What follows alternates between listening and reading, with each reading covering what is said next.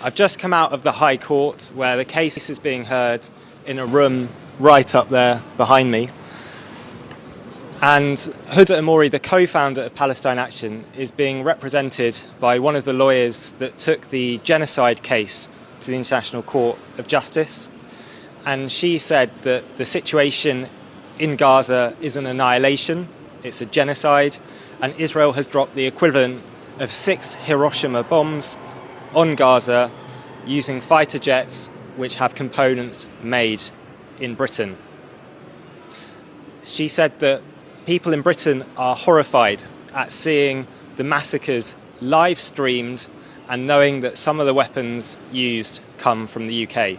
And at that point, the judge stepped in and said, surely, since Labour introduced a partial arms embargo in September 2024, there are no longer weapons being sent from Britain to Israel for use in Gaza, save for the F-35 fighter jets.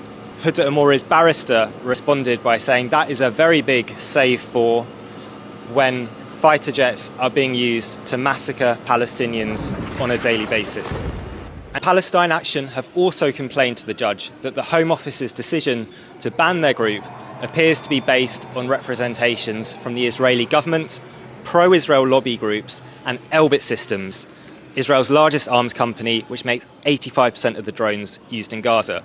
The judge asked, why is it unlawful to take representations from the Israeli government and Elbit Systems? To which Palestine Action's lawyers pointed out that it's not their constitutional role to advise the British government on terrorism legislation.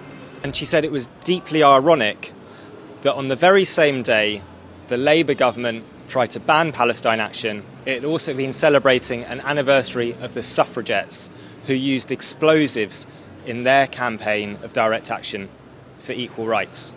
Palestine Action's defence team also pointed out that terrorism, although it can mean serious damage to property, normally involves the use of explosives or release of chemicals, in other words, dangerous means with which to damage that property, and not just the application of paint.